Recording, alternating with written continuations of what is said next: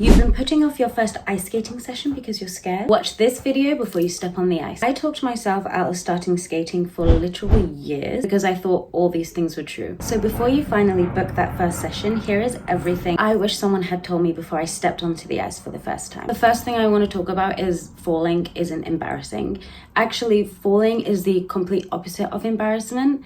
I really know it's hard and I know you feel like a spotlight is on you, but genuinely the code of the ice rink is if someone looks, you kind of don't acknowledge it unless it looks like they need help. So unless you're crying or you're sitting there in pain or you can't get up, someone will help you. But if you fall and you're like, oh, oops, and then you jump back up, no one's really going to acknowledge it or notice it.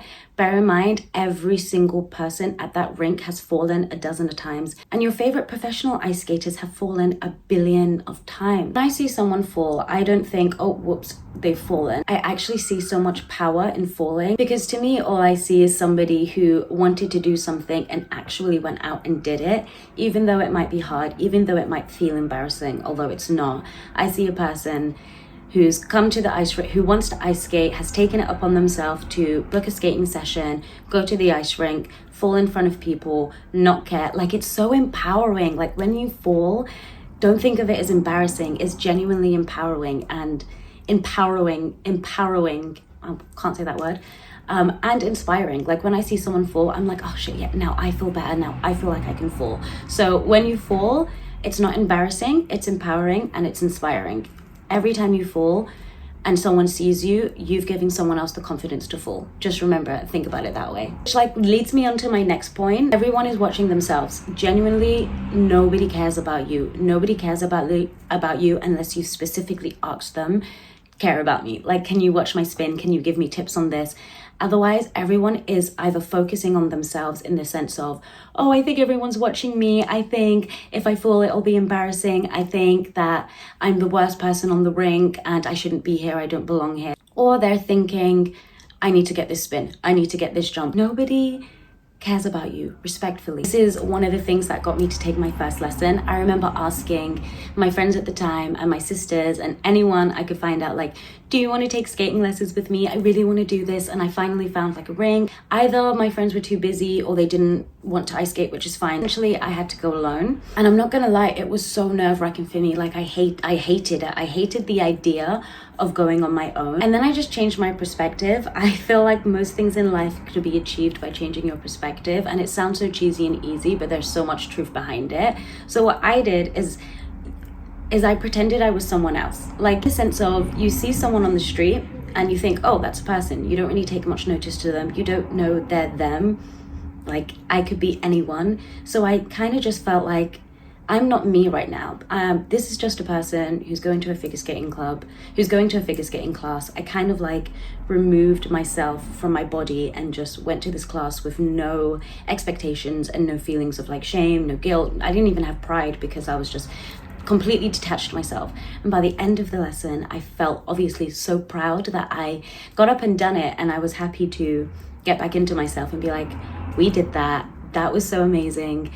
And I did use this method like for the first few lessons because it was nerve-wracking, not just the first time. I mean, a year and a half in, it's still pretty nerve-wracking for me to go to a rink alone. Rental skates versus your own. Now, this is like, I don't want to say controversial, but kind of controversial because I believe in both sides so strongly. I went the first 3 months, or maybe 4 months in rental skates, and then I got my own. The main thing about rental skates is they are hard to skating. They're mostly plastic around the ankle, and then they have like an inner support, which mostly is not changed very often by the rinks. So they're worn in a lot and very flimsy. And if you want to do like spins and especially jumps, you do need the ankle support for that. So I wouldn't suggest trying to do spins or jumps unless you know what you're doing and you've done it before many times. And alongside the ankle support, the blades are very dull. I don't know how often rinks sharpen their blades, but I can assure you it's not as often as blades should be sharpened. So the blades are very dull, and this makes it hard to do basically just about anything, just move on the ice. So I would say, if you're starting in rental skates, don't be hard on yourself and don't think my progress is so slow. It will be slow, but I genuinely believe, what's the rush? Like, a lot of people would say, oh, you'll progress faster if you get a coach, or you'll progress faster if you go more times a week. And some people can't get coaches and some people can't go more than once a week. or however much they can go. And they just want to do this as a hobby, as a sport, as something to express themselves and to have fun. So there's no rush and there's no set list or set way of how you're going to reach your figure skating goals. Think of it like a snowflake. There are no two snowflakes in the world that are the same. So your figure skating journey is the exact same thing. It's not going to look the same as the person you follow on Instagram, and it's not going to look the same as the person that you see at the rink. It's going to be uniquely designed and specified for you. So you might spend a week in rental skates, you might spend a month, you might not have them at all. Just remember that practice in rental skates is better than not practicing at all. Or starting in rental skates is much better than not starting at all. Like, if you boil it down to it, that is just how it is. You could reach to 5% in a month if you do it in rental skates, or you can reach to 0% in a month by waiting to get your own skates. That's how I thought of it, and that's how I did it. 4 months in rental skates, and I did see a big improvement when I got my own skates. And then that's another thing to look forward to. If you're kind of shit in rental skates, you can just be like, well, that's fine, because when I get my actual fitted skates, I know that it's gonna feel much easier and come a lot more naturally to me. So don't judge yourself on how you skate in rental skates. Don't judge yourself at all. Your feet will hurt. And this doesn't mean that you're doing something wrong. I always thought that when I went onto the rink, when my ankles and my feet started hurting, that it means I wasn't doing the move properly, or I wasn't skating properly, or maybe my balance wasn't in the place it needed to be. But this is simply not true. It's kind of a pain that comes with the job.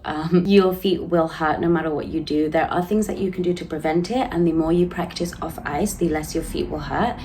Foot and ankle exercises. I do a lot of off-ice exercises on my channel because I love doing these, especially now since it's summer and either rinks are closing or you don't want to spend your limited hot days in an ice box, which I fully understand. Personally, not my opinion. I'm so happy to go into the rink and then come out and just sit in the sun. It feels so good. But your feet will hurt. It doesn't mean you're doing anything wrong. There are so many exercises that you can do to help strengthen your ankles and your feet. But also be cautious and listen to your body. If it is a pain that is excruciating and you can't skate with it, your skates might not fit properly, which is why I would suggest getting skates fitted. I remember this feeling so daunting when I first started skating. I thought I needed to go to a professional and it would be really expensive, and they would make a skate tailored to your foot. There could be a thing out there for that. That is definitely more needed for the experienced skaters, or your second pair or your third pair. For your first pair, what I did personally was I went on Google Maps and I typed in ice skating fittings, and I found the closest one to me, which was luckily half an hour away. I went there, I spoke to the person in the store, I asked them any questions that I had. They were really nice and happy to help. And in the end, it felt like just getting a shoe fitted, in the sense that I put my foot in a measure thing. They measured my foot, they told me the size, I told them what skates I wanted to get, and luckily they had it in stock. So I bought those on the spot. I did sharpen the blades first in front of me, so that was also really nice. You could call up the shop that you want to go to and ask if they do sharpening and ask if they do fitting if you're unsure. If you're wondering what skates you should get, I personally got the Graph 500s and my skate partner got the Jacksons. I'm not entirely sure which ones. I will ask her. She got hers before me and she did a lot of research into which ones she should get as a beginner, and this is what she found. And then I think the very next day, no, the first day, or I think the very first day she wore her skates to the rink when we were doing lessons, she recommended us some skates to get for beginners. And so luckily I was able to get those, and she was kind of damn it. I don't think there's too much of a difference between the skates. She doesn't really have any problems with hers and I don't have any problems with mine. The next thing I want to talk about is the first month and how it feels impossible. I make many reels on my Instagram highlighting the progress that you do in your first year, your first month, 2 months, 3 months, etc. Because a lot of people think that they're going to get there, that they're going to start doing forward and backwards crossovers and maybe even baby jumps and spins in the first month or so. Again, some people do, but there are so many variables to that. Maybe they have a background in gymnastics or dance and their body is a little bit more able than most. Maybe they get to the rink every single day a week, and some people can't do that. Maybe they're able to spend hours and hours and hours in one session, and some people can only do 1 hour. There are so many variables to why your journey is going to look different. That's why I came up with the snowflake theory, and that everybody's skate journey is going to be different. But I also want to highlight, don't be discouraged if your first month you've only learned how to properly skate forward. I think that's amazing. Like, I think that's a really strong start. A lot of people when they first start are literally getting used to balancing on ice on a blade. Like, I think we gloss over that far too quickly because we see Olympians doing like triple axels and jumps. So we've been like desensitized to how hard actually just standing on the ice is for the first time, and how long you're going to be holding onto the barrier. The barrier is genuinely your best friend, and there's no time limit for how long you will be on those things, depending on what move you're doing as well. Like a year and a half in, I still hold onto the barriers. I started my waltz jump a couple of months ago, and for the longest time I was holding onto the barriers. Then I came off, and then I actually went back onto it to get my jump higher, and then I came back off again to work on my entry into the waltz jump and my landing and everything else. So the first month might feel impossible and it might feel like you haven't improved, but please remember that you have. Every single small victory really is a puzzle piece creating your whole journey and where you want to be. And also, like, it's human nature to keep setting goals for ourselves. So a lot of the time you've reached several goals that you've set, but because your highest goal has changed to a little bit higher, because you're reaching those goals, you don't focus on the goals that you've reached. You're focusing on the higher goal you've set for yourself that you haven't reached yet. So take some time each week after each session to maybe journal or even just think and sit about all the little things that you've accomplished, even if it's just stepping onto the ice without holding the barrier, or it's your first time going around the rink without feeling nervous at all, or if it's the first time you went backwards. That is a huge thing. Going backwards takes a lot longer than you think, but once you get it, you've got it. Like, it's second nature, kind of like riding a bike. It takes a while to get used to, but once you've got it, you've got it. And the last thing I want to leave you with, why wobbling is normal. I wobble to this day. Again, I'm still a beginner. I've only been skating for about a year and a half, but correct me if I'm wrong, I'm pretty sure professionals or people that have been doing this for a while still wobble. Every day you're gonna feel different. Every session you're gonna feel different. You might have had a bad week, you might have had a bad day, your nerves might be out of whack and you're gonna feel wobbly, or you might feel nervous. And then some days you might be feeling so confident and you've had a great week and you've had a great meal. You're about to step into this place that gives you even more confidence, and then you're gonna feel like less wobbly.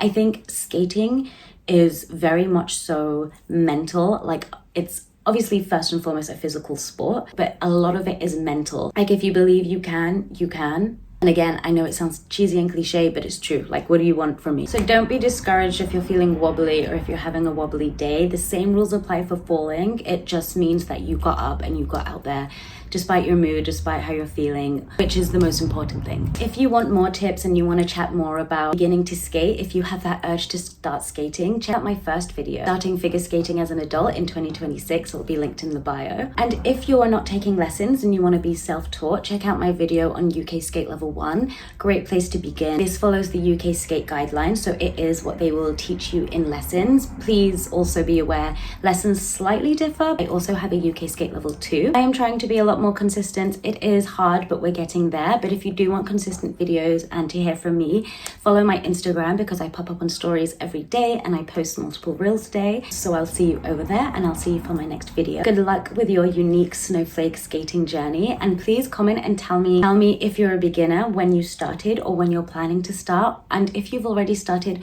what moves are you working on?